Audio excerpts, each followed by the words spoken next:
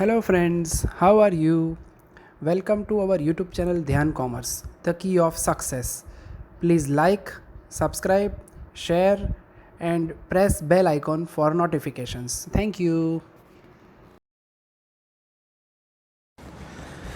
जय माता जी स्टूडेंट्स। बच्चों ऑलमोस्ट आगे हम 7 चैप्टर को कंप्लीट कर चुके हैं। रिवीजन सेशन टाइप ही से हमने रिकॉर्ड किए हुए लेक्चर्स बच्चों। अब जो आज देखने वाले हैं वो है हमारा 8वां chapter, second last chapter of the syllabus of 11th commerce. तो फंक्शन जो है वो टाइटल है, ठीक है बच्चों। जो रिलेशनशिप से रिलेटेड यहाँ पे एक पार्ट है। एक छोटा सा एग्जाम्पल हम लेने वाले हैं बच्चों।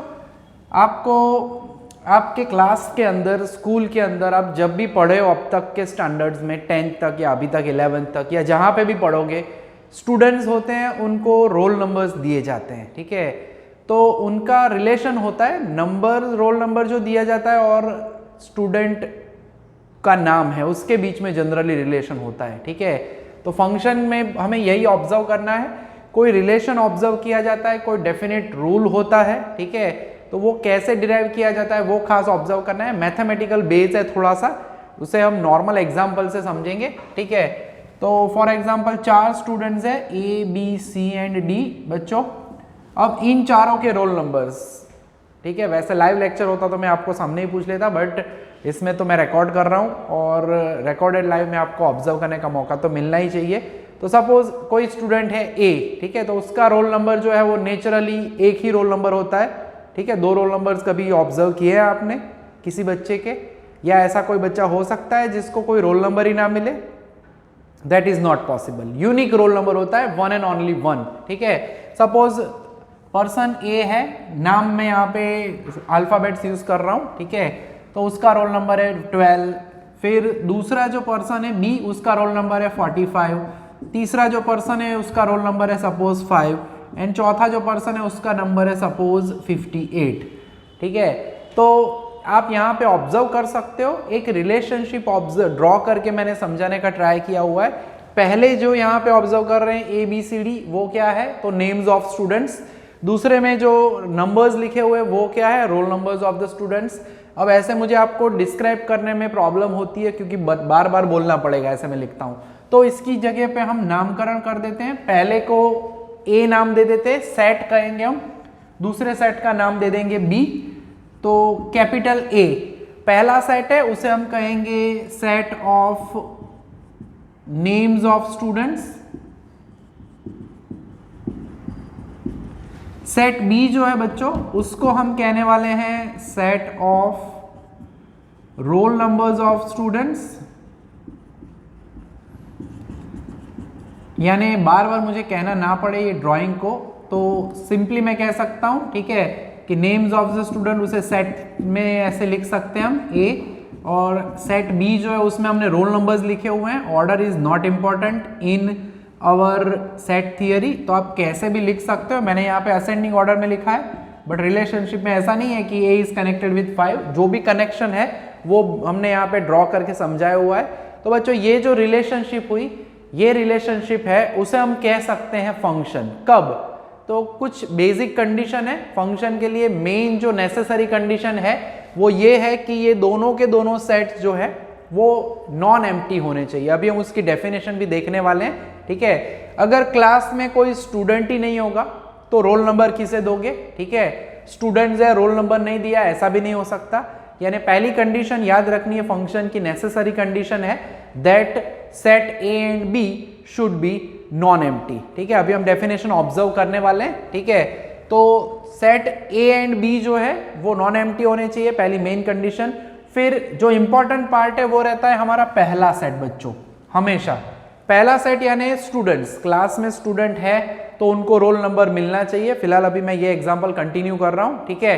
एक स्टूडेंट को एक ही रोल नंबर मिलना चाहिए, एक से ज्यादा नहीं, ठीक है। यानी यहां पे हम हमारी कंडीशन को ऑब्जर्व करेंगे कि जितने भी एलिमेंट्स हैं पहले सेट में, यानी set A, each element of set A should be associated with one and only one element in set B। यानी पहले सेट में से जितने भी एलिमेंट्स है वो सेट B के एक वन एंड ओनली वन यानी यूनिक एलिमेंट से कनेक्टेड होने चाहिए। अगर ऐसी रिलेशनशिप हम ऑब्जर्व करते हैं बच्चों, तो उसे हम कहते हैं फंक्शन। और फंक्शन का नोटेशन है बच्चों, ये जो रिलेशनशिप है, ये रिलेशनशिप में जो एरो हम बोल रहे हैं, ये रिलेशनशिप क्या मेंशन करती है, तो नेम्स ऑफ द स्टूडेंट्स हैं और सामने रोल नंबर है। कनेक्ट कैसे करते हैं आपको पता ही होगा, अब तक इतने ईयर से आप स्टडी कर रहे हो स्कूल में, जनरली सरनेम के हिसाब से डिसाइड किया जाता है, अल्फाबेटिकली रोल नंबर उसी तरह से डिसाइड किया जाता है। फिलहाल यहाँ पे ABCD मैंने रैंडम लिखा है, तो ऐसे मत सोचना A पहले है तो उसका रोल नंबर 12 क्यों 5 क्यों नहीं, ठीक है। अल्फाबेटिकली जो भी सरनेम आपकी होती है ABCD से के हिसाब से रोल नंबर 1 2 जितने भी स्टूडेंट्स है वो दिए जाते हैं। तो यहाँ पे जो रिलेशनशिप है बच्चों वो हिडन रिलेशनशिप है, we can not form them in a mathematical form, उसे मैथमेटिकल फॉर्म में कन्वर्ट नहीं कर सकते, बट सिंपली ऑब्जर्व कर सकते हैं कि स्टूडेंट्स के name and their roll numbers they are connected, ठीक है। अल्फाबेटिकल ऑर्डर जो है उससे रोल नंबर दिए जाते हैं, ठीक है।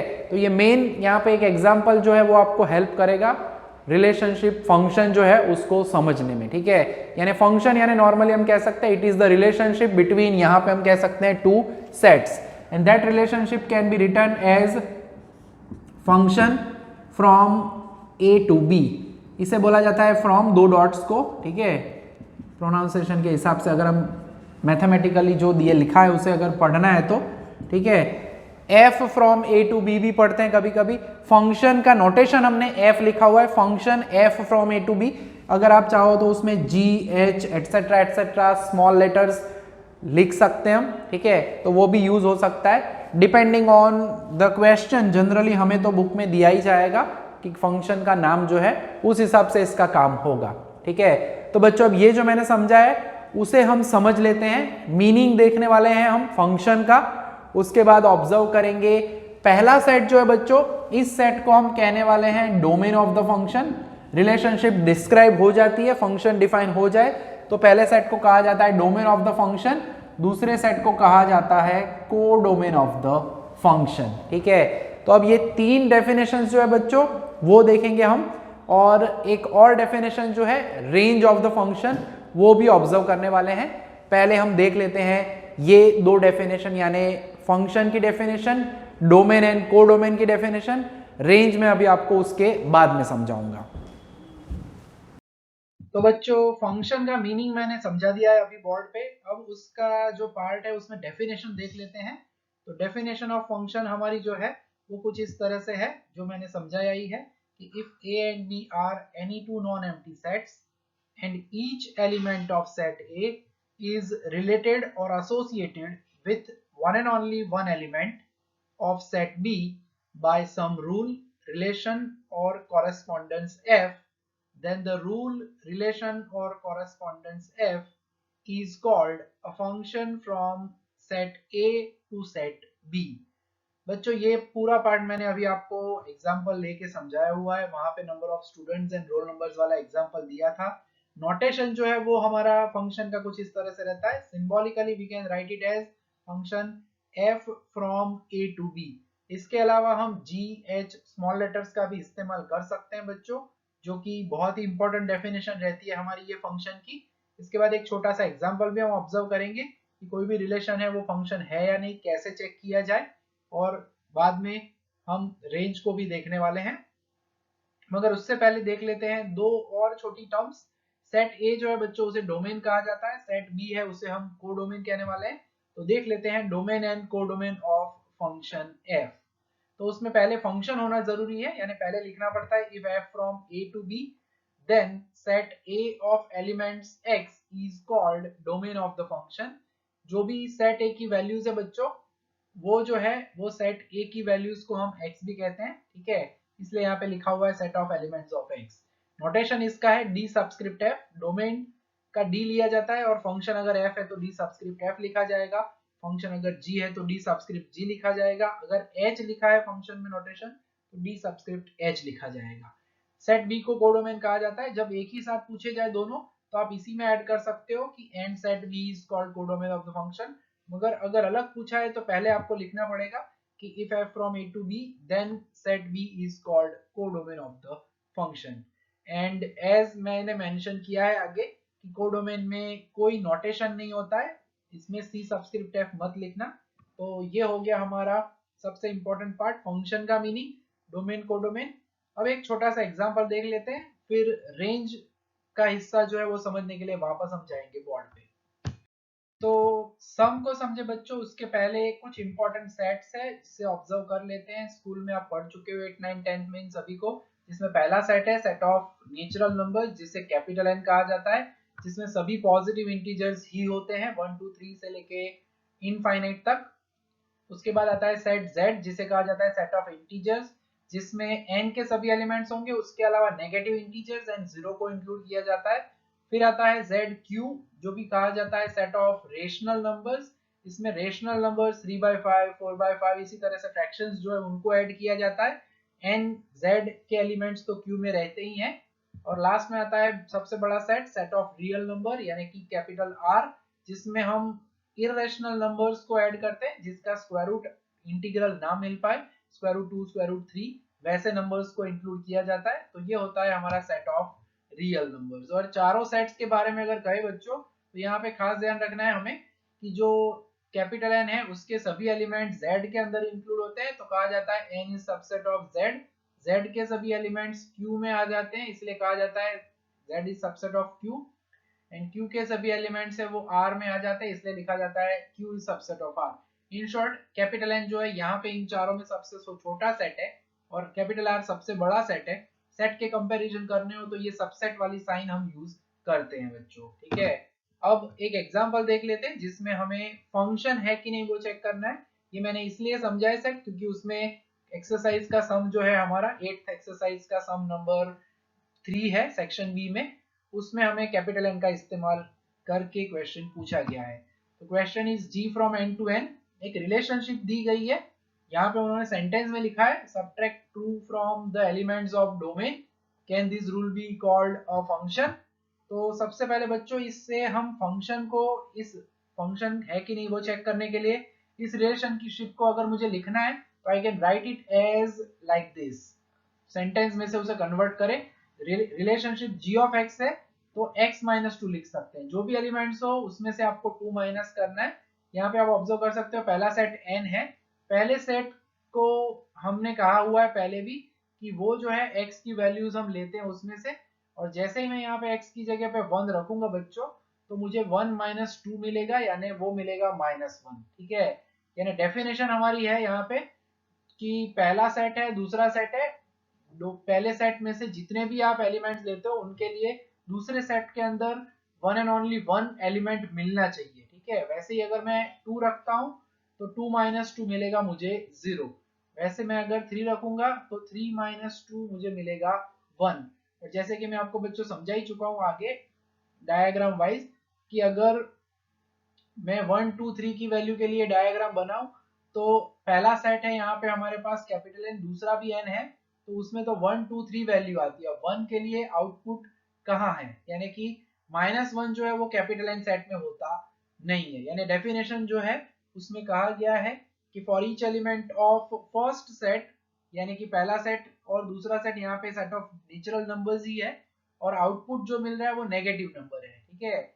इसलिए जो हम है यहाँ पे कह सकते हैं कि this relationship is not a function as -1 is not included in the second set n, ठीक है। तो इस तरह से हम कह सकते हैं it is not a function. जो आउटपुट मिलना चाहिए वो आपको दूसरे सेट में मिलना जरूरी होता है, अगर नहीं है तो डेफिनेशन जो है उसमें कंडीशन वायोलेट हो जाती है। देयरफॉर हम यहाँ पे कहने वाले हैं G इज नॉट फंक्शन, ठीक है। तो जो रिलेशनशिप दी गई है वो फंक्शन नहीं है, ठीक है। अब देख लेते हैं हम हमारा एक और पार्ट, रेंज की डेफिनेशन अब ऑब्जर्व कर लेते हैं ऑन बोर्ड। तो बच्चों अभी हमने पावर पॉइंट प्रेजेंटेशन में फंक्शन, डोमेन एंड कोडोमेन का मीनिंग समझा, ठीक है। टाइम ज़्यादा कंज्यूमिंग ना हो लेक्चर, इसलिए मैंने वो पावर पॉइंट प्रेजेंटेशन में लिया है ताकि थोड़ा सा फटाफट समझाया जाए आपको। वैसे मीनिंग तो मैंने आपको बोर्ड पे अभी समझाया ही था। अब हम आगे बढ़ रहे हैं, बहुत ही इंपॉर्टेंट डेफिनेशन है रेंज ऑफ द फंक्शन, ठीक है। तो उससे रिलेटेड जो पार्ट समझना है वो हम डेफिनेशन भी बोर्ड पे देखेंगे, मगर उसको समझने के लिए एग्जाम्पल देखना जरूरी है। तो एक एग्जाम्पल ले लेते हैं बच्चों। फंक्शन जो है f from a to b है। अगर फंक्शन डिफाइन होता है बच्चों तो ही उसका डोमेन डिफाइन होता है, तो ही उसका कोडोमेन डिफाइन होता है। एंड बाद में पूछा जाए आपको रेंज तो हम वो रेंज भी ढूंढ सकते हैं बच्चों। तो फंक्शनल रिलेशनशिप हमें दी गई है f of x is equal to 2x, ठीक है। अब यहाँ पे आप देख सकते हो सम, हमने बोला ना मीनिंग के अंदर सम डेफिनेट रूल, ठीक है। फंक्शनल रिलेशनशिप यहाँ पे हमारे पास अवेलेबल है कि जो भी आपका नंबर है, सपोज यहाँ पे कुछ भी रखोगे तो आउटपुट क्या मिलेगा उसका 2 टाइम्स, यानी जो भी नंबर है उसका डबल करना है तो वो आपको आउटपुट मिलेगा, ठीक है। यही हमारी फंक्शनल रिलेशनशिप है। तो सेट ए जो दिया गया है यहाँ पे वो हमें दिया गया है 1 2 3, सेट बी जो है वो हमें दिया गया है 2 4 6 8। इन क्वेश्चन है find the range of the function, ठीक है। रैंडमली ये मैंने सम लिया हुआ है समझाने के लिए खाली। तो सबसे पहले तो जब भी क्वेश्चन होता है बच्चों हमें डिफाइन करना चाहिए domain of the function, and as we know that domain का नोटेशन है डी सबस्क्रिप्ट, अगर एफ फंक्शन है तो एफ, जी फंक्शन है तो डी सबस्क्रिप्ट जी लिखना चाहिए। पहला सेट है उसे डोमेन कहा जाता है जिसमें से हम वैल्यूज रखने वाले हैं। फिर कोडोमेन, खास ध्यान रखना है कोडोमेन का कोई नोटेशन नहीं होता है, please don't write C subscript F, mathematics में डिफाइन नहीं किया गया है तो खुद मैथमेटिशियन हमें नहीं बनना चाहिए, ठीक है। अब रेंज ऑफ द फंक्शन यानी क्या, एकदम सिंपल है, फंक्शनल रिलेशनशिप जो हमें दी गई है f of x is equal to 2x, जिसमें हमारा सेट बच्चों मीनिंग में भी मैंने समझाया था, सेट ए वेरी इंपॉर्टेंट, बहुत ही इंपॉर्टेंट है। सेट ए में जितने भी एलिमेंट्स है वो 1 बाय 1 यहाँ पे हमें रखने हैं x की जगह पे। सेट ए में 3 एलिमेंट्स है तो सिंपली हम रखेंगे put x is equal to 1 in f of x, so will write it as जहां जहां x है बच्चों वहां वहां हमें 1 रखना है, so that is f of 1 that is 2 times 1 यानी 2, यानी यहाँ पे आप जो भी नंबर रखोगे उसका डबल आपको मिलेगा। यही हमारी रिलेशनशिप है, यही हमारा फंक्शन है। उसी तरह से अगर मैं 2 रखता हूं तो f of 2 मिलेगा मुझे, 2 इंटू 2 दैट इज 4। मैं 3 रखता हूं यानी जितनी भी वैल्यूज आपके डोमेन में, हमारे डोमेन सेट में है वो सभी आपको 1 बाय 1 रखनी है, और उसके बाद 2 टाइम्स 3 यानी 6, ठीक है। तो डेफिनेशन जो है वो इसी के ऊपर डिपेंड करती है, ठीक है, कि जो हमारा फंक्शन है उसके अंदर 1 बाय 1 डोमेन की वैल्यूज रखनी है आपको, सामने जो आउटपुट मिलेगा उसका एक सेट बनाएंगे बच्चों हम, अभी हम डिटेल में भी देखने वाले हैं रेंज ऑफ द फंक्शन की डेफिनेशन, ठीक है, आर सबस्क्रिप्ट एफ। तो हम यहाँ पे जो है इसका सेट बनाएंगे, जो भी आउटपुट मिलता है, ये आउटपुट है उसे हम इमेज कहते हैं, 1 की इमेज, इमेज ऑफ 1 इज 2, ठीक है। We can write it as image of 1 यानी f of 1 which is exactly 2, ठीक है। 1 हमारा डोमेन में से ली हुई वैल्यू है, f of 1 is known as image of the function, ठीक है, image of the value at 1। 1 के लिए 2 मिला, 2 के लिए 4 मिला, 3 के लिए 6 मिला। अब ये सभी जो इमेजेस है बच्चों उन इमेजेस का सेट बनाते हैं, then that set is known as range of the function, ठीक है। तो सबसे पहले यहाँ पे कंडीशन रहती है, हमें जब भी डेफिनेशन लिखनी है तो पहले, जैसे कि आगे हम कह चुके हैं डोमेन को डोमेन में भी, कि ये पहले लिखना है f from a to b, function है हमारे पास, ठीक है। एंड हम यहाँ पे कहने वाले हैं and the set of all images. अब ये इमेजेस कैसे मिलेगी, तो x की वैल्यूज जो है डोमेन में से रखते हैं वो उसमें से, ठीक है। Set of all images obtained from the elements of domain is called range of the function,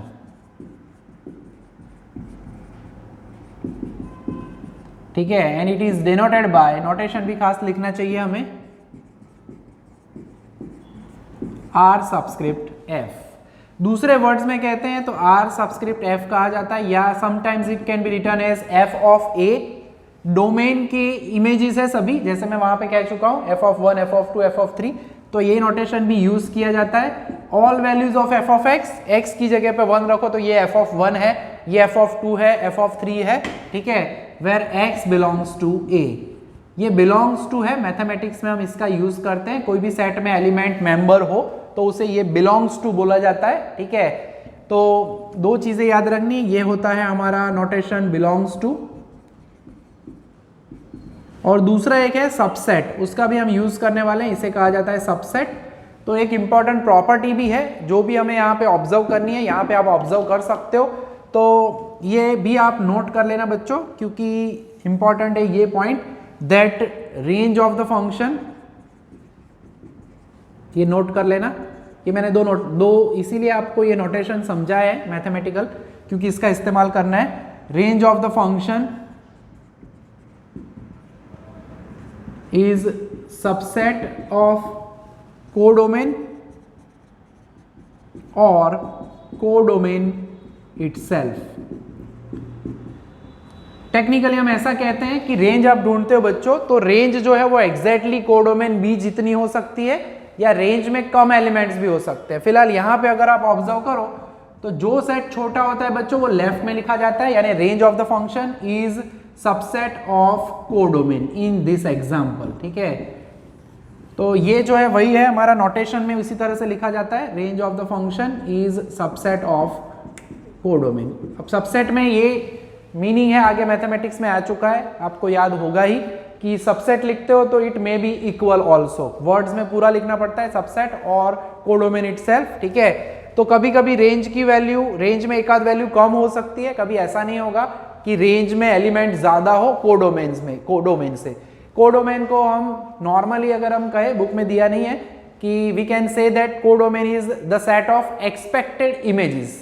ये जो इमेज मिल रही है आपको फाइनली लास्ट में वैल्यू रखने के बाद, वो पहले से इसके अंदर होनी चाहिए। कोई भी रिलेशनशिप फंक्शन तभी हो सकती है जब सभी के सभी डोमेन की वैल्यूज आपके कोडोमेन में इंक्लूडेड हो, तो ही वो फंक्शन बन सकता है। डेफिनेशन यही है, for each element of domain set A their images should be unique. ठीक है, ईच एलिमेंट ऑफ डोमेन या each element of set A they are associated with unique element in set B. ठीक है, ऐसे भी हम कह सकते हैं फंक्शन के मीनिंग के लिए। ठीक है, तो हमने पहला एक फंक्शन से रिलेटेड, रेंज से रिलेटेड एग्जांपल देखा। अब ऐसे और 2-3 एग्जांपल्स भी हमें ऑब्जर्व करने हैं जिसमें हमें रेंज ढूंढनी है, कोडोमेन ढूंढना है। तो देख लेते हैं ऐसे कुछ एग्जांपल्स। तो बच्चों अब हम देख लेते हैं एक सम जिसमें हमें रेंज पूछी गई है, एक्सरसाइज में सेक्शन सी में दिया गया है ये सम। अब यहाँ पे जो है डोमेन जो है वो प्रॉपरली दिया नहीं गया है, तो उसे हम पहले डिफाइन करेंगे जो उन्होंने कंडीशन दी है उस हिसाब से। सो डोमेन ऑफ द फंक्शन, यहाँ पे g है तो सबस्क्रिप्ट g लिखना है। उन्होंने जिस तरह से कहा है all x where x belongs to n, condition दी गई है बच्चों, खास ध्यान रखना है यहाँ पे x जो है उसकी वैल्यू 1 और 4 के बीच में है। जब इक्वल लिया जाता है तो राइट साइड वाला नंबर लेना है हमें, लेफ्ट साइड पे 1 के साथ इक्वल नहीं लिखा है तो 1 नंबर नहीं लेना है, 1 और 4 के बीच में होगा, यानी we can take x is equal to 2, 3 is equal to दिया गया है तो will take it as 4। So domain of the function g होगा 2, 3 एंड 4। सो ये हो गया domain of the function g। And आगे बच्चों हम देख ही चुके हैं कि कैपिटल N क्या है, Z क्या है, Q क्या है, R क्या है। ठीक है, N यानी सेट ऑफ नेचुरल नंबर्स यानी पॉजिटिव इंटीजर्स 1, 2, 3, 4, Z यानी सेट ऑफ इंटीजर्स -1, -2, -3, 0, +1, +2, +3 यानी दोनों side infinite values, all integral values negative positive including 0। Then Q होता है सेट ऑफ रेशनल नंबर्स जिसके अंदर फ्रैक्शंस आ जाते हैं 2/3, 3/4 एटसेट्रा एटसेट्रा। एंड लास्ट होता है सेट ऑफ रियल नंबर्स जिसके अंदर बाकी के नंबर्स इरेशनल नंबर्स √3, √5 ये भी आ जाते हैं। ठीक है, तो 4 सेट्स होते हैं बेसिक हम कह सकते हैं यहाँ पे जिसका यूज होता है, जिसमें कैपिटल N यहाँ पे दिया गया है। ठीक है, यानी रेंज में उन्होंने कैपिटल N लिखा हुआ है, सॉरी कोडोमेन में उन्होंने कैपिटल N लिखा हुआ है, यानी उसका मीनिंग होगा 1, 2, 3 इनफाइनाइट तक जा सकते हो, कंटिन्यू रहता है। ठीक है, विदाउट एनी एंड। तो अब हमें जो रेंज फाइंड करनी है उसके लिए हमें इनको रखना है। g ऑफ x दिया गया है x + 1। ठीक है, इसे हम अगर वर्ड्स में लिखना चाहे तो हम लिख सकते हैं एड 1 टू ईच एलिमेंट। तो ये रिलेशनशिप मैथमेटिकली ना होके सेंटेंस में भी आप लिख सकते हो। ठीक है, 1 बाय 1 हमें रखनी है वैल्यू, ध्यान रखना है 3 वैल्यू रखनी है खाली। तो put x is equal to 2। So g of 2 x की जगह पे जहां जहां x है वहां पे रखना है। सो 2 + 1 यानी हमें मिलेगा g ऑफ 2 एज 3। ठीक है, उसी तरह से मैं रखता हूं put x is equal to 3 तो g ऑफ 3 हमें मिलेगा 3 + 1 यानी g ऑफ 3 हमें मिला 4, ठीक है। एंड उसी तरह से नेक्स्ट और एक वैल्यू रखनी है, so put x is equal to 4, so will get g of 4 as 4 + 1, यानी एक वैल्यू आगे हमें मिल जाती है, ठीक है। और जैसे कि हम डिफाइन कर चुके हैं, range of the function is nothing but it is the set of all images और फंक्शनल वैल्यू। तो रेंज ऑफ द फंक्शन जो है उसे हम r सबस्क्रिप्ट g लिखेंगे, तो आउटपुट जो मिले हमें 3, 4 एंड 5 उसका हमें सेट बनाना है बच्चों। और यहाँ पे आप ऑब्जर्व कर सकते हो, again range of the function g is subset of codomain, ठीक है। तो लिखना है तो हम लिख सकते हैं, ये खाली एक्स्ट्रा समझा रहा हूँ बच्चों, ये आपको लिखने की आवश्यकता नहीं है, इज सबसेट ऑफ n, क्योंकि इसमें जितने भी एलिमेंट्स है वो कैपिटल N से कम है, ठीक है। तो छोटा सा ये एग्जाम्पल हो गया। अब एक और एग्जाम्पल हमें देखना है जो कि सेक्शन डी में से है, जिसमें भी हमें फाइंड करनी है रेंज ऑफ द फंक्शन। तो बच्चों क्वेश्चन रेडी हो चुका है, ठीक है। सेक्शन डी का पहला सम है जिसमें रेंज पूछी गई है। इसके अलावा बहुत सारे एग्जाम्पल्स है जिसमें खाली वैल्यूज इवेल्युएट करनी है, नंबर्स दिए जाए, तो वैसे सम भी हम देखेंगे मगर वो नेक्स्ट लेक्चर में देखेंगे। इस सेशन में अभी एक और सम हमें देखना है जिसमें उल्टा काम भी करेंगे, रेंज दी जाए तो डोमेन की वैल्यू कैसे ढूंढनी चाहिए वो भी हम ऑब्जर्व करेंगे। फिलहाल इस सम को देख लेते हैं। तो यहाँ पे हमें दिया गया है कि f from a to b, function from set a to set b दिया है, सेट a डिफाइन कर दिया है, पूछा है डोमेन क्या होगा। तो domain of the function f, d subscript f लिखा जाता है, f हो तो दैट इज 10, 20, 30। उन्होंने ये भी बोला है कोडोमेन डिफाइन करो, तो codomain is nothing but set b, ठीक है। यहाँ पे आप सेट a आगे नाम लिख सकते हो, 10, 20, 30 b लिखा है। उसी तरह से यहाँ पे वैल्यूज हमारे पास है, जैसे कि हम पहले ही कह चुके बच्चों, जो सेट b होता है वो कोडोमेन है, उसे हम हमारी लैंग्वेज में समझने के लिए कह सकते हैं it is the set of expected images. यानी जब भी मैं x की जगह पे यहाँ पे ये फंक्शन में वैल्यू रखूंगा, हमें यहाँ पे फंक्शनल रिलेशनशिप दी गई है 5x - 2, तो 3 वैल्यूज हमें रखनी होगी सेट a में से 10, 20, 30।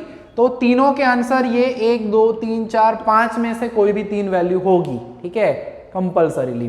तो चेक कर लेते हैं, put x is equal to 10, तो f ऑफ x की जगह पे 10 रख देते हैं, तो 5 × 10 - 2 दैट इज 50 - 2 यानी हमें मिलेगा 48। सो फंक्शनल वैल्यू जो है at x is equal to 10 वो हमें इजीली मिल रहा है 48। उसी तरह से यानी आप ऑब्जर्व कर सकते हो एक आंसर हमें मिल गया एक्सपेक्टेड वैल्यूज में से। अब दूसरा क्वेश्चन होगा बाकी की वैल्यूज का क्या, वो भी मैं अभी समझाने वाला हूँ, ठीक है। अब उसी तरह से हम रख देते हैं put x is equal to 20, तो f ऑफ 20, खास ध्यान रखना है जहां जहां x है बच्चों वहीं पे हमें वैल्यू रखनी है, बाकी कोएफिशिएंट नंबर्स दिए उसको कुछ नहीं करने का आगे पीछे। सो 100 - 2 दैट इज 98, यानी सेकंड हमें जो वैल्यू मिली वो मिली हमें 98, ठीक है। यानी 2 वैल्यू मिल चुकी है, एक और वैल्यू अभी बाकी है, ठीक है। तो put x is equal to 30, तो अब x की जगह पे 30 रखते हैं, सो 5 × 30 - 2, सो 150 - 2 यानी हमें मिलेगा 148, ठीक है। तो रेंज ऑफ द फंक्शन है बच्चों हमारे पास, दैट इज 3 वैल्यू हमें मिली 48, 98 एंड 148। तो बच्चों अब रिलेशन के बारे में अगर कहे, जो मैंने स्टार्टिंग में समझाया था वैसे ही कि 10, 20 एंड 30, अगर मुझे सेट A और B के लिए ड्राइंग करना है जो हम पहले स्टार्टिंग में समझा चुके हैं। अब रोल नंबर वाला एग्जांपल मत याद रखना बच्चों, वो एक पर्टिकुलर स्टार्टिंग के लिए मैंने समझाया था। अब ये रोल नंबर नहीं, अब मैथमेटिकल रिलेशनशिप है। हमारी डेफिनेशन क्या कहती है, हमें सेट A के अंदर जितने एलिमेंट हो, ठीक है, सेट B के वन एंड ओनली वन यानी यूनिक एलिमेंट से वो कनेक्ट होना चाहिए। यानी 10 से वैल्यू हमें क्या मिली, 10 की आउटपुट या रेंज उसकी इमेज क्या मिली 48, सो 10 को हमने कनेक्ट कर दिया 48 के साथ। तो कंडीशन क्या थी, ए बी नॉन एम्प्टी होने चाहिए, जो कि है हमारे पास। सेट ए के जितने भी एलिमेंट्स है, each element of set A should be associated with unique element या one and only one element in set B by some definite rule और सम रिलेशनशिप और कॉरेस्पॉन्डेंस, ठीक है। तो ए और बी में 10 को कनेक्ट कर दिया पहला एलिमेंट, दूसरा जो 20 है वो कनेक्ट हो गया 98, तीसरा एलिमेंट है 30 वो कनेक्ट हो गया 148 से। कंडीशन हमें सेट ए में दी गई है बच्चों, खास ध्यान रखना। सेट बी में ये एक्स्ट्रा एलिमेंट्स दिए गए, उसका कोई टेंशन नहीं करना है। 18 और 128 का क्या होगा वो हमारी मैटर नहीं है। डेफिनेशन कहती है सेट ए के एलिमेंट में से कोई भी रहना नहीं चाहिए, यूनिक, सामने एक ही एलिमेंट होना चाहिए, एक से ज्यादा भी नहीं होने चाहिए। यानी ऐसे अगर ड्राइंग करना है तो आप एरो को समझ के कर सकते हो, एक ही एरो जाना चाहिए फ्रॉम लेफ्ट टू राइट, एक ही एरो, तब उस रिलेशनशिप को हम कह सकते हैं फंक्शंस। ठीक है, ऐसे कुछ ऑब्जेक्टिव्स भी है हमारे सेक्शन ए के अंदर, सेक्शन बी में, जिसमें ये हमें कहा गया है, वो हम बाद में ऑब्जर्व कर लेंगे। ठीक है, तो याद आपको यही रखना है कि एरो एक होना चाहिए। ये ड्राइंग वाली पैटर्न है, वो आपको हेल्प कर सकती है। ए एंड बी के बीच में जितने भी वैल्यूज है कनेक्ट होती है रेंज ढूंढने के बाद। बाकी बचे हुए एलिमेंट्स इधर रहने चाहिए। ऐसा कभी नहीं होगा कि वैल्यू रखी और यहाँ पे आउटपुट नहीं मिला। ठीक है, अगर नहीं मिलता है सेट बी में वो एलिमेंट, सपोज 148 यहाँ पे नहीं दिया होता, तो हम सिंपली कह देते that this relationship is not a function. तो आपको वो पूछते ही नहीं कि फाइंड डोमेन, कोडोमेन या रेंज। रिलेशनशिप फंक्शन बनती है तभी हमें पूछा जाता है कि फाइंड डोमेन, कोडोमेन और रेंज, क्योंकि मीनिंग में हमने डेफिनेशन में देखा है, पहला कंडीशन है, पहली लाइन में क्या होता है, if F from A to B is a function, function हो तो डोमेन कहा जाता है, तो कोडोमेन। और फंक्शन के लिए कंडीशन यही है कि हर एक एलिमेंट सेट ए का हो, उसके लिए one and only one element, unique element set B में होना चाहिए। ठीक है बच्चों, तो ये कॉन्सेप्ट खास ध्यान रखना है। समझ में ना आ रहा हो कभी भी कि फंक्शन है या नहीं, तो रेंज ढूंढ लो, फिर एरो आपके एक एरो सामने जाना चाहिए। ठीक है, हर एक एलिमेंट में से एरो निकलना चाहिए, कनेक्ट होना चाहिए। अगर हो जाता है then that will be a function. कोई रह जाता है या दो एरो निकलते हैं तो that will not be a function. ठीक है, तो अब आगे बढ़ते हैं बच्चों। सेक्शन डी में हमारे पास एक और क्वेश्चन है जिसमें रेंज पूछी है और बाद में डोमेन पूछा है, वैसा भी पार्ट अब हम देख लेते हैं। तो बच्चों क्वेश्चन जो है सेक्शन डी का 8 नंबर है। फंक्शन जो है स्क्वायर रूट में है, बाकी इसमें कोई कष्टदायक काम नहीं है। एक और चीज यहाँ पे हम ऑब्जर्व करेंगे, कोडोमेन में एन यूनियन 0 लिखा हुआ है। तो सबसे पहले तो वैसे उन्होंने पूछा नहीं है व्हाट इज डोमेन, मगर फिर भी हमें ये पैटर्न याद रखनी है जब भी कैलकुलेट करते हैं सम। ठीक है, सेक्शन डी का सम है,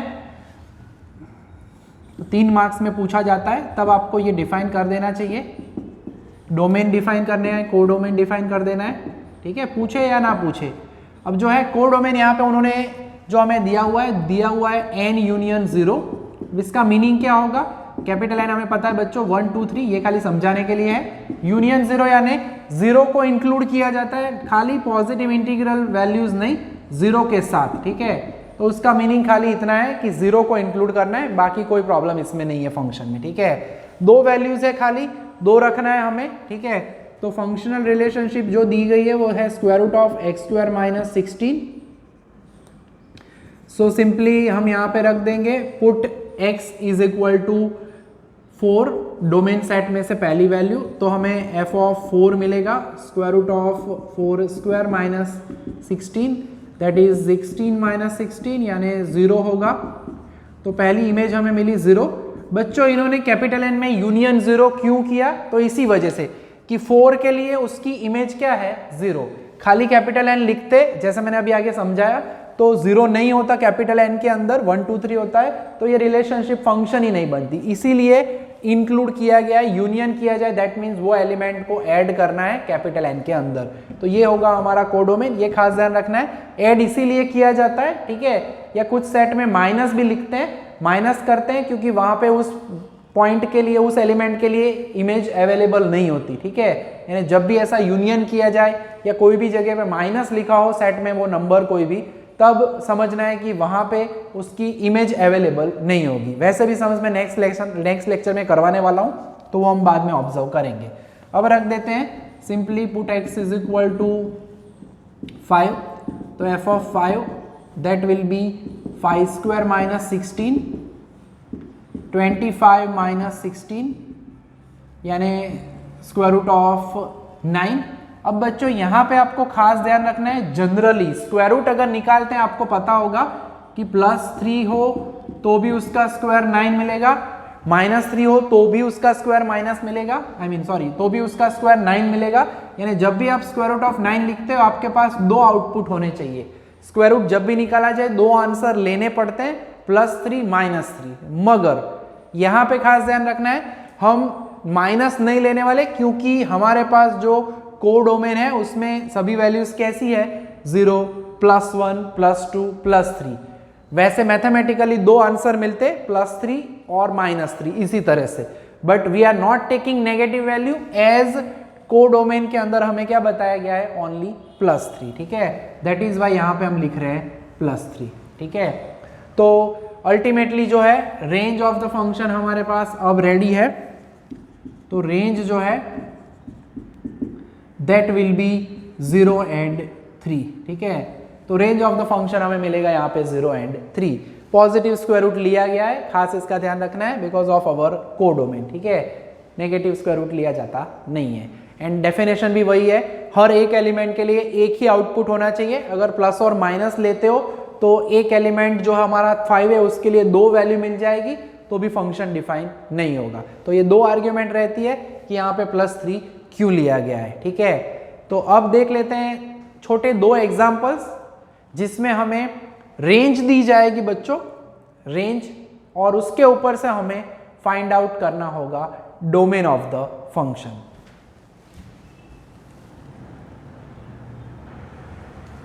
बच्चों क्वेश्चन नंबर 15 इंपॉर्टेंट है, खास ध्यान रखना है। एक तो फंक्शन जो है स्क्वायर रूट टाइप का है, यहाँ पे पूरी रेंज नहीं फाइंड करनी है बच्चों। क्वेश्चन नंबर 1, 2 क्वेश्चन पूछे गए, फंक्शन डिफाइन कर दिया उन्होंने। ठीक है, और कहा है find the value of f(x) for x = 1000। खाली एक वैल्यू ढूंढनी है हमें यहाँ पे। आंसर में पहला पार्ट जो है उसमें फंक्शनल रिलेशनशिप हमें दी गई है, पूरी रेंज नहीं पूछी गई है। ठीक है, तो सिंपली पुट x = 1000। ठीक है, x की जगह पे 1000 रखना है आपको।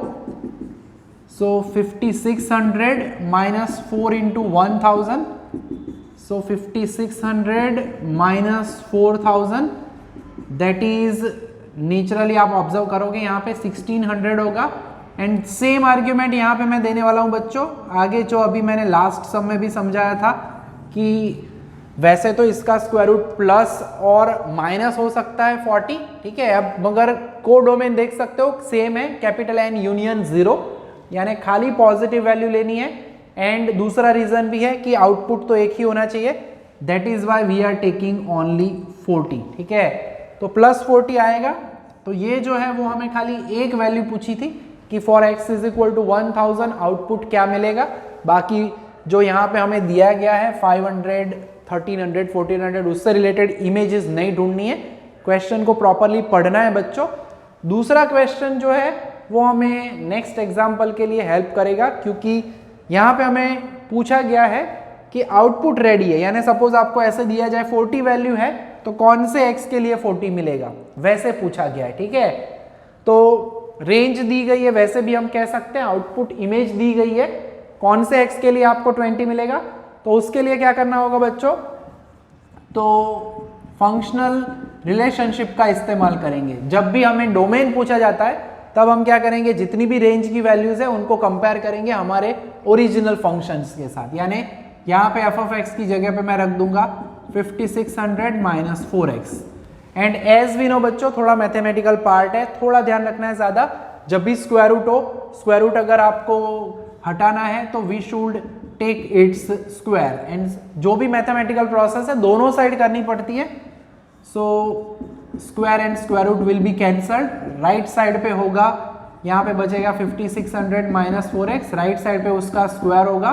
ठीक है, देयरफॉर करते हैं मैथमेटिकली। अब हमें 4x चाहिए, मैं उसे उधर ले जाता हूँ, 400 लेफ्ट में लाता हूँ, थोड़ा साइन का प्रॉब्लम ना हो इसलिए। ठीक है, you can take 5600 to the right side also. ठीक है, so this is 5200 = 4x। And अगर सीधा लिखे 4x = 5200 तो x होगा 5200/4। तो हमें हमारे x की वैल्यू मिलेगी 1300। ठीक है, यानी फॉर x = 1300 हमें आउटपुट जो है वो क्या मिलेगा 20। जैसे कि 1000 के लिए क्या मिला था 40, वैसे ही 1300 के लिए आउटपुट क्या होगा 20। यानी जब इमेज दी जाए, राइट साइड की वैल्यू दी जाए, तब फंक्शन के अंदर आपको जो भी दिया जाए फंक्शनल रिलेशनशिप वो रख के कंपेयर करके x की वैल्यू ढूंढनी पड़ती है। ठीक है, तो ऐसा ही एक सम है जिसमें एक नहीं, हमें पूरी रेंज दी गई है, जितने भी एलिमेंट्स होंगे उन सभी के लिए यही प्रोसेस करके हम डोमेन ऑफ द फंक्शन ढूंढेंगे। तो देख लेते हैं बच्चों वैसा एग्जाम्पल, जो कि होगा हमारा last example of the lecture. तो क्वेश्चन में बच्चों देख सकते हो सेक्शन डी का चौथा एग्जाम्पल है और नोटेशन यूज किए आर सबस्क्रिप्ट एफ, यानी range of the function is given. Range of the function में वैसे बच्चों आपको याद ही होगा, जब भी डेफिनेशन आज मैंने अभी आगे करवाया उसमें यही लिखा था, एफ ऑफ ए, इस सेट के अंदर सभी एफ ऑफ एक्स की वैल्यूज होती है वेर एक्स बिलोंग्स टू ए। यानी जो भी आउटपुट है बच्चों 9 है 13 है, उन सभी को हम एफ ऑफ एक्स के साथ कंपेयर करेंगे। अल्टीमेटली ये कोई एक एक्स की वैल्यूज ही है। ठीक है, तो प्रोसेस वाइज डेफिनेशन वाइज ही काम हो रहा है यहाँ पे। जब भी डोमेन पूछा जाए बच्चों ध्यान रखना है फंक्शन के अंदर ये नंबर्स नहीं रखने, दे आर द आउटपुट। सो पहले तो हम रेफरेंस में लिखेंगे रेंज ऑफ द फंक्शन दी गई है, 4 बार हमें कंपेयर करना होगा लास्ट में जो अभी हमने किया, यानी by the definition F of X is equal to हम 9 कंपेयर करेंगे। ठीक है, जैसे कि 4x माइनस 3 रखना है तो एक x की वैल्यू मिलेगी, सो 4x इज इक्वल टू -3 को शिफ्ट करो। प्रोसेस सिंपल है मगर समझना है आपको। तो 4x is equal to 12, that will be x is equal to 12/4, यानी x इज इक्वल टू क्या होगा 3, पहली वैल्यू मिली। वैसे ही दूसरी value F X is equal to 13, आप इस तरह से मत लिखना, आप कंटिन्यू नीचे लिखना, फंक्शन तो वही रखना है हर बार। सो 13 + 3 होगा, डायरेक्टली आप चाहो तो 13 + 3 16 भी लिख सकते हो, मैं समझाने के लिए हर एक स्टेप लिख रहा हूँ। सो 16/4 यानी x की वैल्यू मिलेगी 4। बाद में अगर आपको चेक करना है तो यही वैल्यू फंक्शन में रख के 3 × 4 12, 12 - 3 9 चेक कर सकते हो, टैली कर सकते हो। उसी तरह से तीसरी वैल्यू को भी हम कंपेयर करेंगे। सो 4x - 3। सो जब भी रेंज दी जाए और आपको अगर डोमेन फाइंड करना है तो फंक्शन की जगह पे एफ ऑफ एक्स की जगह पे रिलेशनशिप जो दी है वो रखो, कंपेयर करो, आपको आंसर मिल जाएगा। ठीक है, सो +3 होगा 20, so x is equal to 20/4 यानी x is equal to 5। And at last हम कह रहे हैं लास्ट वैल्यू के लिए, तो सेम यही प्रोसेस हम कैरी फॉरवर्ड करते हुए, सेम काम करते हुए। So 4x is equal to 25 + 3, so 28, so x will be 28/4 यानी x की वैल्यू हमें मिलेगी 7। ठीक है, देयरफॉर की साइन करते हो तो अच्छा लगता है, बाकी कोई कंपलसरी नहीं है। यानी अब जो हमें 4x मिले बच्चों उनको इकट्ठा करके सेट में लिखते हैं। So therefore domain of the function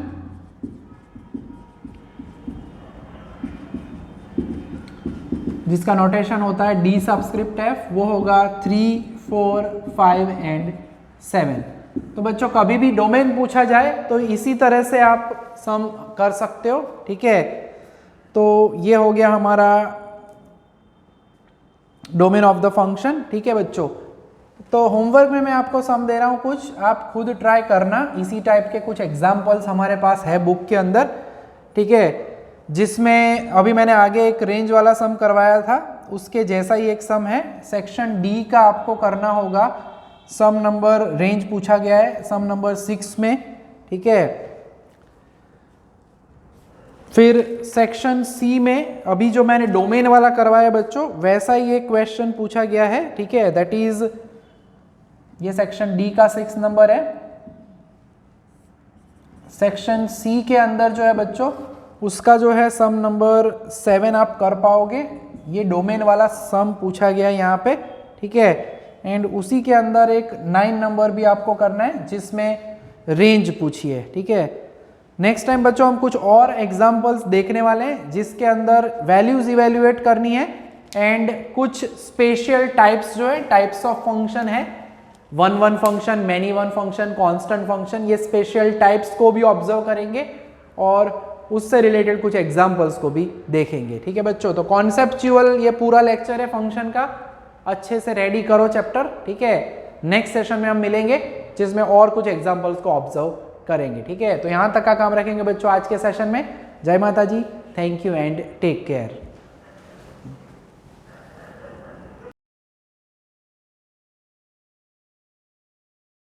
Please like, subscribe, share and press bell icon for notifications.